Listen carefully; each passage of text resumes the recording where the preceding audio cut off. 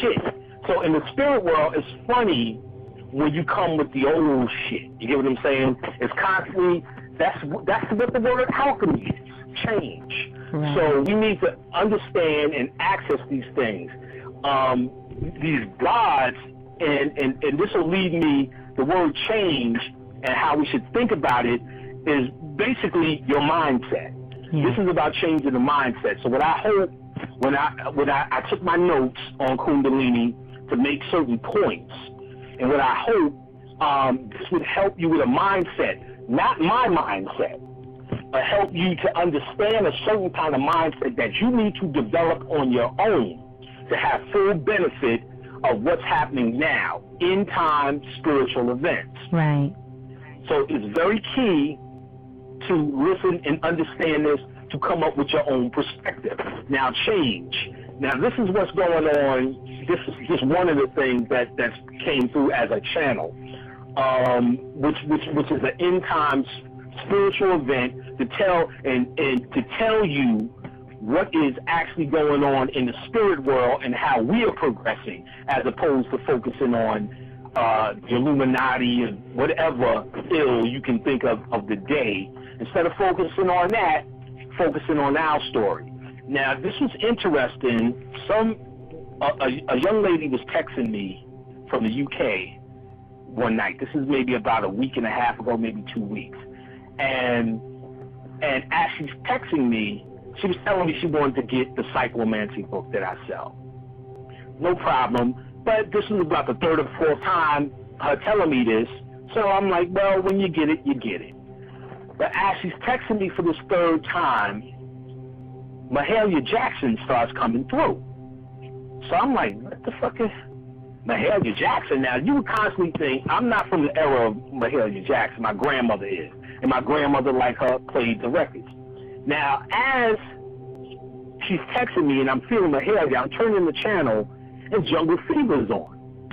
Now, if you remember in the movie Jungle Fever, Ozzie Davis was a Mahalia Jackson freak, if you will. Yes, yes. It was all about him and Mahalia Jackson, which for the most part, that's how people deal with Mahalia Jackson. She is the absolute goddess of the gospel, yeah. Mahalia. So I asked the girl in text, do you listen to Mahalia Jackson? She was like, yeah. I said, do you have a connection with Mahalia Jackson? The girl said, yeah, I do gospel music. I have a whole gospel choir. I said, oh, okay. So first and foremost with her, I said, well, what I'm going to do, I'm just going to send you the book for free. Because I know what it was. It's Mahalia Jackson that we're dealing with here. Right. That given this information, or this conscious information, was actually coming from, it's through this particular young lady, the Mahalia Jackson energy could rise. Now, what does that mean? Later on, when I got deeper with Mahalia, this is what she revealed to me after I shared some stuff with Bobby and Miss Blue, and we kind of all put it together. What I did notice was, like you'll see on Facebook, that Christians actually now come for this metaphysical understanding. Now, this is weird. In the day of Bobby, when it was the lecture circuit, it was the conscious versus the dead. There was no such thing as getting a Christian, sharing anything with Christian. It was let the dead lie with the dead. Now, what I did notice since the internet, because there's just such a vast amount of conscious information available, undeniable. In fact, I have a cousin who's in hardcore church, and she wrote, I listen, I understand, and I know what Bobby Hemmett is saying, but I'm going to still pray for him. God damn. I said, so in other words, they're at a point where the logic, they cannot, this blind faith thing is drying up. Just believe because you believe is drying up. There's too much metaphysical information. For most of them, the metaphysical information has not done enough based upon their understanding to change them, even though some have. Most of it, they'll use it to have now form a logical understanding of that same Christian reality that they believe in. Yes. So now, with that being said, Christianity creates its own dimension. So when most folks die because they believe with this blind faith, they are actually swept in that particular, what is actually, you could say, hell, or a hellish dimension, a lower dimension, a dimension of being trapped based upon any religious, which means the bind. Any religious thing that you're in, you're binding yourself to that reality. Now, Christianity was built upon blind faith. So the blind faith and the idiots you see down here are only second to the spiritual resonance that this energy has. You following what I'm saying? Right, yes. In other words, Christianity has made a spiritual impact, and that impact is now feeding the humans. Because as a human, you may be born into it based upon your parents, and now everything you feel, because you can talk to a Christian and they'll tell you, I prayed and this happened. I did this and that happened. And that will happen because they showed you that in Perseus, the last Clash of the Titans. The God said, we feed off of their prayers. Right. But they were saying that we're going to take responsibility and become gods. That's the difference here. So now this realm that exists, it actually works for it. We work for it. Well, Christians work for it, and it works for us. Now, this realm was made upon blind faith. And now that you have Christians who are dealing with metaphysics and the occult, even to have to factor it in, not necessarily understand it and walk around and say motherfucking hotep, but the fact that they have to factor it in, and it's no longer just blind faith, the spiritual hold of Christianity on niggas is now drying up. This then would make people like Mahalia Jackson, who are goddesses but locked down in that same Christianity prison or box, even if you wouldn't say her, the mere fact that all of these niggers put her in that box as the queen of gospel, she gets caught or pulled, or her energy gets locked down in a realm. That particular realm was based upon faith, which it is drying up. So powerful goddesses like Mahalia Jackson are being freed on that certain level. Now she needs consciousness, and she's going to know who to come to for it. I.e., so I know Mahalia coming through this woman, Mahalia can come through this woman because this particular woman is a gospel singer. That's what Mahalia knows. Right. But this particular woman who's a gospel singer is still personally looking for a certain amount of consciousness. So Mahalia is in that same boat. She's been locked into this gospel thing, and basically you forget when you're in those realms. It becomes your ceiling, your heaven. She's now at a point where the faith thing is drying that realm up, and she's now needing consciousness to be free, which will work through this woman in other ways, of course. So symbolically, me giving it to her is actually giving it to Mahalia. Now, Mahalia also was talking about Kirk Franklin. Now, I couldn't figure this shit out for the life of me. So the first thing I said, well, maybe she raised up a Kirk Franklin thing.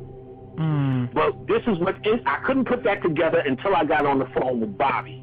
When I got on the phone with Bobby, he said she did an album with what did he say, Duke Ellington or Count Basie?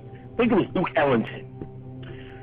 And Duke Ellington was doing this album. He said, my life would not be complete until I do some shit with Mahalia. Begged and I heard he begged and scraped to get Mahalia, which you got to remember, Mahalia would not do secular music or necessarily do secular music. And so he finally got her, and they did an album. As she told me to listen to her music, I was clear on the fact that I was supposed to listen to this album. Right. Because it, like Kirk Franklin, which she represented, would take her, this is a thing she did that got her out of her box at that time. Kirk Franklin, as corny as all of that shit is, he still took secular music, mixed it with the gospel, and no matter how you like it or whatever low level it's on, it's a form of alchemy and a form of change. So basically, Mahalia, by empowering her, by empowering her, as she goes to the next level, a certain energy that follows her. Now, you got to be clear, too, and this was coming from Bobby. He was like, people put Mahalia in that box, but you can listen to her and forget that this is a gospel singer, her power. But by putting her in that box, it puts her in that area. So all of this to say two things. That Christianity thing that we all bothered by and we crying with the Pope, to see it change on earth, it must start in the spiritual realm first, in the etheric realm. It starts there first, then the change trickles down to earth.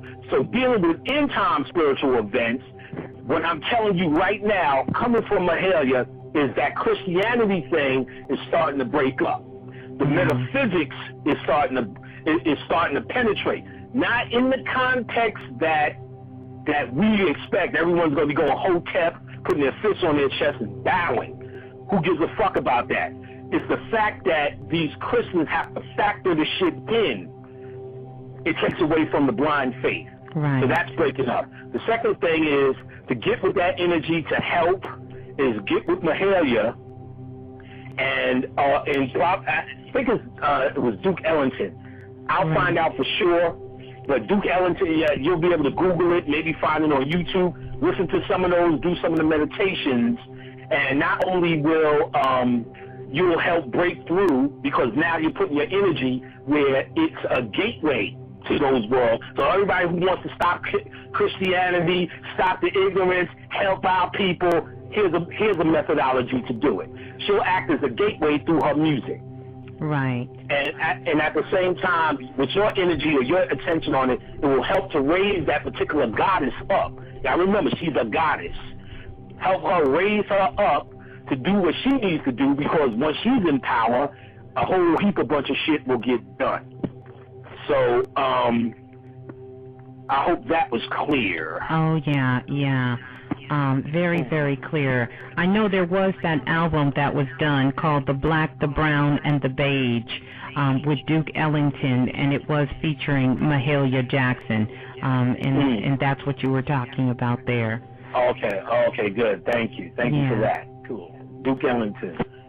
So yeah, like I said, she used Kirk Franklin because it was but her doing that with Duke Ellington of her time, that was the controversy of what Kirk Franklin was doing in his time. Right, coming out. Even though this, I was going to say just coming out and really playing, because at that time the music that Duke Ellington did was really in contradiction with the gospel scene, and a lot of singers got sort of kind of ousted by going over to the other side. But you're right. Mahalia Jackson was the one who could go over and sing these songs and then come back and sing gospel, and no one said anything about it. And yes, as you said, they got out, because jazz at the time was considered real devil nigger music. You know what I mean? Right. And that's not hard to tell. Everything was. But jazz even got it harder than rap music. Rap music was easy to dismiss because we use no instruments. But you got people who are using instruments, and so they had to take it more seriously as it came out the pack. Not to mention you have the big band set up. You get what I'm saying? Right. So there was a whole thing on Channel 13. I seen this years ago about how they not just ostracized but demonized jazz. Ford would come out, and, Ford, the company came out. We will never play this savage music, this jungle music.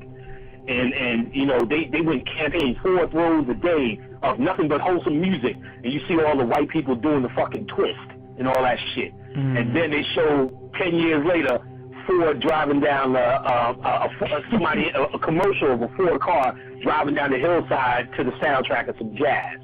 So it was all hype, as we all know, but at the time this was a big deal. You know what I'm saying? Yes. This was a big deal. So now we up to the point where they stomping on the devil's head in church. But she was trying to make that connection, and that's basically what she's trying to do. You got to remember, jazz is the music of